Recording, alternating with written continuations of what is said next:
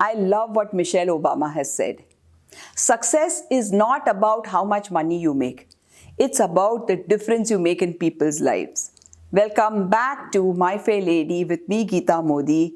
This is a show about women with startups from my favorite city, Surat. My guest of today is a transformation coach.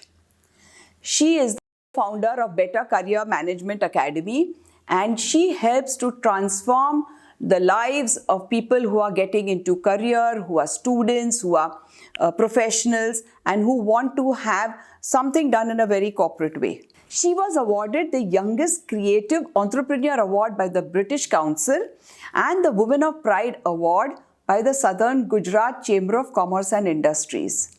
So let's welcome this dynamic fair lady, Nisha Anand. Welcome, Nisha, to My Fair Lady. It's so amazing to have you on the show. Same here. Same here. Thank you so much for inviting me. My pleasure, my dear. And of course, we are going to start with what your journey has been right from when you started, whatever you started till now. Okay. So let's hear it. Great. So after my master's, I did my specialization in marketing. And I was working with L&T, so I worked for a couple of years there. I also worked with the Godrej group of companies. So both of those exposures were like a wonderful experience of my life. I gained so much because of that corporate experience that you get. And then eventually I was like married and so I had a child. So work-life balance, so it's always been an issue for, working women, like a 9 to 6 kind of a job. Yes. And then most of the times you have these, meetings that pop up like suddenly somewhere around 6 o'clock. So the moment you like all set to, leave the office. And reach home because your kid is waiting and your husband is waiting. And so, but then, I realized that it was a time that, I take a jump into entrepreneurship once again. So that's where I started. So you could have flexible timings. Yes. So it was back in 2007 when I actually took a decision to start my own firm. Okay. That time we had this, proposition from the Gujarat government for the project called a Scope. So it was the then Prime Minister, the then Chief Minister and now the Prime Minister by Narendra Modi. So we were shortlisted. I had actually applied as a training partner to them. And I was like not sure. I just thought, let me just, try out if I get through, I could actually leave this corporate job and, start something of my own. When I applied, I had no idea what was going to happen. But luckily, my profile got shortlisted. We had some rounds of interviews and then they selected.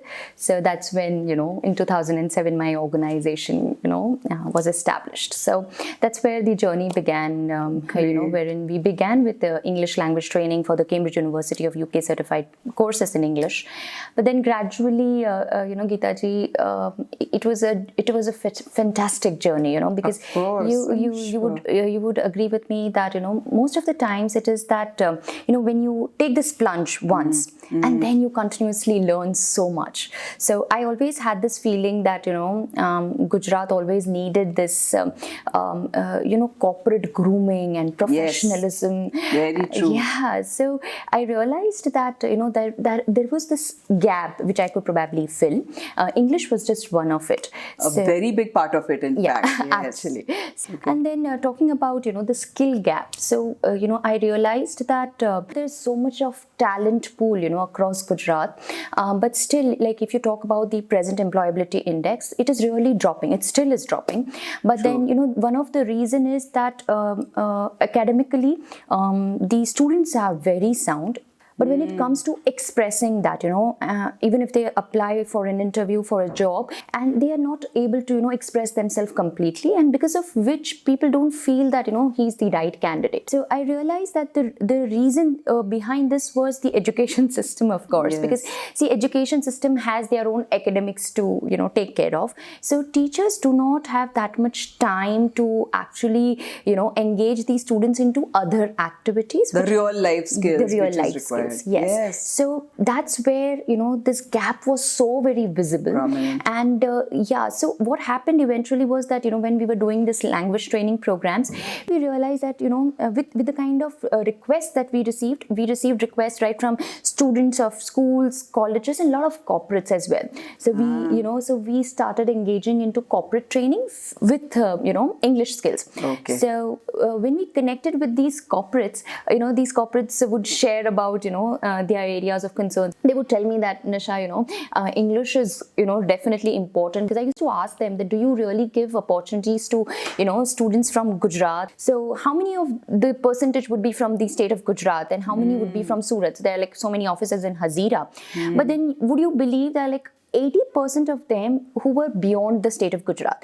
These students here who are actually eligible and being a part of, like, they have this opportunity where there is an industry which is there. Yeah, which is right there at their doorstep. Yes, but they're not getting the opportunity. Yeah, we eventually came down to what are the industry expectations and where are the candidates presently, what is the status of them, and then eventually we derived the employability gap. So then based on that we designed courses. So we have a content development team. So we all sat down, brainstormed a lot, and then we designed courses based on the feedback that we received from so many people. So what we do is try and understand exact kind of requirement that they have, and then eventually customize an entire training program, which is totally skill-based, need-based training.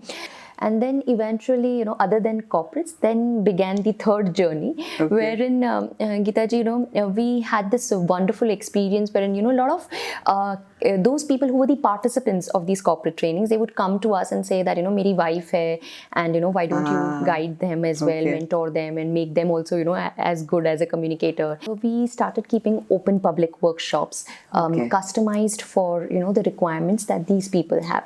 So we have a kind of a mixed heterogeneous group. So it could be like women, males, students, all of this. And then we keep open platform. So because a lot of people, like even, MSMEs, they do not have that much budget wherein, they could train their employees, and they could shell that much amount to, directly training them based on, their specific budget bracket. So for MSMEs, these sales staff, like if you ask me, you would agree with me that, at present as well, these schools and colleges, like if I'm taking up marketing as a specialization, how much exposure do I have into the industry? Do they really train me as to how can I actually sell the product or a service? I'm doing justice to that job or no? Yeah, like that. Yeah, exactly. Right. So like say for instance, when I did my MBA and specialized in marketing, but I never had an exposure wherein I would actually go and seek an appointment of a client, a prospect, and learn how to do prospecting or how to close a call. It was all theoretical, right? So when, unless and until you do not have that real-time exposure, you really do not know how it works. How good you are also. Yeah. Very soon we are launching a session for women as well. So your initiative itself was like such heartwarming to know that you're doing such a fantastic job. I mean, coming up with this kind of an idea, because see, interviewing, because I've watched so many shows of yours earlier of The Big Shot. And you have done like a splendid job. But then now coming up with this, specifically for women. Women entrepreneurs. Yes, it's so inspirational. So it's going to be inspirational for me as well. Nice. And what I was also telling you is, do you think what y'all did helped to get more of the Gujarati people into this corporate world? Did you see that marked difference as y'all continued? Yes. So that's a very important question. So I would not say Gujarati people, but yes, a lot of people from Gujarat definitely joined in. So we did, what we did is like people who actually joined our courses, we would actually share a lot of information with our clients so that, they could see and they could, actually have an interview with them and scan through, their employability skills. If they find them eligible, then why not, give them an opportunity. So we did this kind of a lot of homework wherein, we promoted a lot of participants of ours who, underwent this training, and then we connected them with the HRs so that they could get this opportunity to be interviewed and then be placed in their corporates. So it definitely had a great opportunity. Yeah, so when you have given this sort of an education to somebody or training to somebody, you make sure that they get the platform in the corporate world. So whether they perform well or no is not that much of your lookout, but at least you give them a platform where after training they can showcase what they have learned, and if they are lucky enough or if they perform well, they do get the job. Absolutely. So that you all have done. We have. So as I mentioned that we have opportunities for people who are actually looking for a job. As in, if you're asking me whether they perform or not, that's basically our objective. Okay. Because what we do is we have clear-cut picture. So we undergo a very stringent kind of a procedure where first we do a TNA. TNA as in what exactly is the skill gap, where exactly do they stand. So this pre-assessment gives us an idea whether these people are coachable, and the kind of jobs that they are looking for, are they really eligible for these kinds of jobs or not. So once they get through it, so say for example a person who is into sales and marketing, and this person really does not enjoy that, like talking to people, he's not a social person, and has that, so fear is something else, but being passionate about the kind of profile that you're opting for is very important. So the first criteria is definitely whether you are coachable or not, and whether you really like the job that you're doing. So I personally believe that getting into something which you do not relate to, that does not give you that kind of a satisfaction, then how much ever you undergo a training program, you're never going to be able to perform. So we have a lot of people who want to do their own, want to set up their own business, and they're looking for how to groom up their skills so that they can present themselves like as a professional, when they are actually talking about their product, their service. So that aura has to be created, So we guide those people as well. So so whether it is corporates, students, or whether it is self business starters, we guide all of them. Yes. So sometimes does it happen that somebody came to you, like you said, for sales and marketing, but you realized that person's skill was not exactly sales and marketing. Right. It was maybe PR work or maybe something else. Right. So then do you all channelize them to that direction and then train them and make them realize that, okay, this is what your capability is. Absolutely. Maybe the passion could have been there, or somebody told him, take up this has more money, or take up this. True. And then you have to guide them. So is that also, like, do you all pinpoint those and address them? Yeah? Absolutely. So what we basically do is, this all discussion happens right in the beginning. So when we do a TNA, we sit with them and, we actually guide him what are the results like and what are his strengths. Then we ask him, like, this is how it looks like. So what do you want to do now? So do you still want to continue? So if the person is very confident that probably, it is not showing up, but I really enjoy and I really want to do it. So then it's the person's call, how they want to take it ahead. So then we put our 100% to guide them. But yes, we do guide the person based on, the analysis that comes out, and then mentor him how he should be going about. Then he can take his final call. Okay. So that's how it. So Nisha, I have seen you since when you were so little, and I think when entrepreneurship was really very, very less known in Surat, like your mother was one of the persons who started the academy, Better Career Management, and I was with my hotel, and so those were the times. And I think then our children, like you and my daughter, and they have all gone ahead with more business and all that. So do you think that in Gujarat, because people are all like, I had a business, so my daughter will do business, so they all do that, and professionally, when they have to think that, no, I don't want to do my father's business, I just don't want to take up this line, I want to do something else. Sometimes it's not very acceptable in the family, they will say, no, itna bada business to set kiya, abhi tum aise kaise bol sakte ho. So does that also happen, and do you all have to tell the parents and the people who are responsible for them that, no, let him go, let him take that? So we really need to understand the perspective of both people here, a perspective of the parents as well as of the child. So do I really need to do that? Or can I, leverage over the legacy, the brand name that is already established, and then get into something which is already my skill set? So somewhere or the other, if that can be collaborated, why not? But still, if you feel that you have a total different idea, a very different concept, like, something which is very innovative, very creative, very much in demand, and you have done your homework so well. So to make a decision, you just have to follow a cost and benefit method here.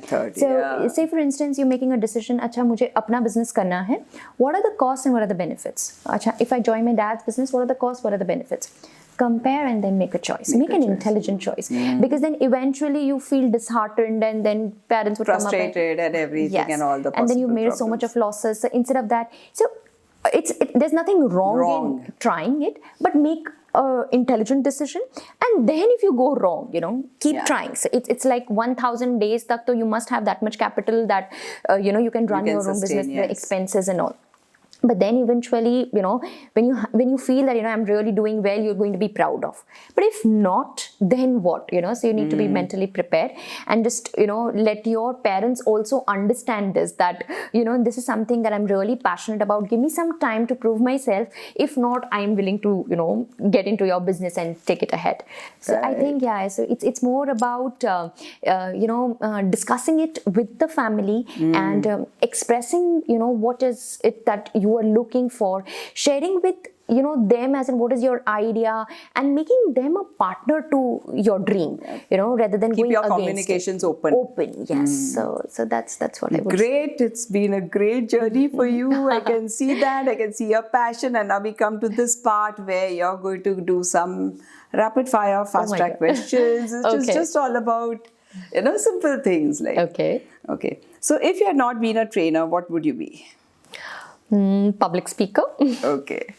And in 2 words or 3 words, how do you describe yourself? Passionate, sensitive, and caring. Wow. Okay. If somebody had to write a biography on you, what would you name? What should the title be? Oh my God. Okay. I think to me, life is all about passion. So I would say passion drives life. Okay. Yes. Hey, we have a name. And then, now you can think of doing it on your own, writing a book for yourself. Passion drives life. That's true. Lovely. And how much are you for women supporting women? Do you think our society still lacks that? I am very much for women supporting women, and I really want to do so much, to be able to contribute to this kind of an initiative. As a society, there was a time when it wasn't so, but I would rather say that now there are so many women standing up for other women. You are yourself a live example for that. And we as an organization as well are doing so many women initiatives, coming up with, mentoring sessions for women entrepreneurs as well. So yes, we still need to work a little more. Many of the times, there are people who would say ki, yaar, main khud hi struggle kar rahi hu. How can I really contribute, to other women, because I still am trying to figure out what can I do. So at an individual level, I would say that to be able to, support other women, first support yourself. Okay. So there are times like there are a couple of things that as a woman we really need to understand ourselves. And when others look at us, they themselves get inspiration. So one thing that we need to understand is we really need to stand up for ourselves. So there are times that, we have this dream and we feel that, we can really do it, but we don't stand up for ourselves. Why? Because probably we don't believe in ourselves. Maybe lack of confidence, maybe whatever people are telling you, you're very easy to be convinced otherwise or whatever. Absolutely. Right. So we really need to... And what is it that motivates you to get up every morning and get going? I think again, it's there are certain goals that I have kept for myself, and that's those goals I have broken up into short-term goals. So I think achieving them is the drive for me to keep them. Great. Amazing talking to you. Now you get to ask me a question, and I love giving Geeta Gyan. Oh wow. All right, so let me think. So actually, as you rightly mentioned that you have seen me since I was like a child. Yes. And I have also seen you. So I have seen you like so active right from like decades, And you have taken plunge into so many things. Different things. So many different things. So you're also a fitness freak and, very enthusiastic about health, and you look so pretty, you look so young. Besides that, you're also an author, you are also, you're also a blogger, you did acting. So, I mean, this feels like fascinating, very inspirational. So one belief that has kept you, you keep telling yourself that, allows you to do all so many things. Yeah, I think there's too much to learn in the world. So I feel that like variety is the spice of life. And just as we would hate to eat the same food day in and day out, and we want variety in that. Right. So I want variety in all the things that I do. Right. So that it just, it can explore the different facets of what I have, whether I'm good at talking, or whether I'm good at acting, or whether I'm good at writing, or whether I'm good at mimicking, like I was doing some dubbing videos and all that. So whether I'm good at mimicking, or whether certain things you have proved that yes, you have been a businesswoman, you've done that successfully, then you did this success. So once you start reaching those milestones, you feel that let me go to another milestone. How and nice. Then it is like, you just progress. And that milestone for me, it never has to always be in the same field, True. I feel you can deviate, pivot, make it more interesting, make it more such that, there is something very different to learn from what it was in the beginning. And so that whole new world opens up. Wow. That whole new, era opens up to you. And there's a whole new people and a whole new set of thinking that opens up. So that is so amazing that rather than, if I'm a corporate, that I'm only thinking corporate, when I'm thinking artistic, I'm meeting so many different people from there. Right. So that makes it again a different world, and I feel, oh wow, this is also there, Wow. So I used to always feel that why get stuck in one niche when the world is your oyster and you can just go anywhere, and if it happens, if it works, it works. If it doesn't, you've tried. Right. So that is it. Amazing. Wow. That's so inspiring. Yeah. So now we want to end with your life mantra. So tell us. So I think my life mantra would be that it's not your conditions that actually decide your destiny. It's basically your mindset that decides. It's the choices that you make that decides your destiny. So I believe that anything that has come to me, I always had a choice to make. So situations are tough for a lot of people. For almost everyone. All of them. Very rare I've seen. Yes. But then how do you look at it, whether as a problem or an opportunity, an adventure to learn something out of it, will decide that, whether you will succeed ahead or whether you will stagnate. So, True. Awesome. Lovely talking to you as always, Nisha. Thank you. Thank you so much for coming and talking with us. It's a pleasure. Thank you so much for this opportunity, Geeta ji. I have really thoroughly enjoyed this conversation with you.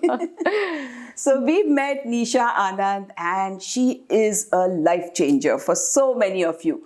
I hope you enjoyed this episode. Do put your comments below. Do subscribe to this channel, and I'll see you again with another guest, another inspiring journey. Till then, stay fit, be healthy, and remain awesome.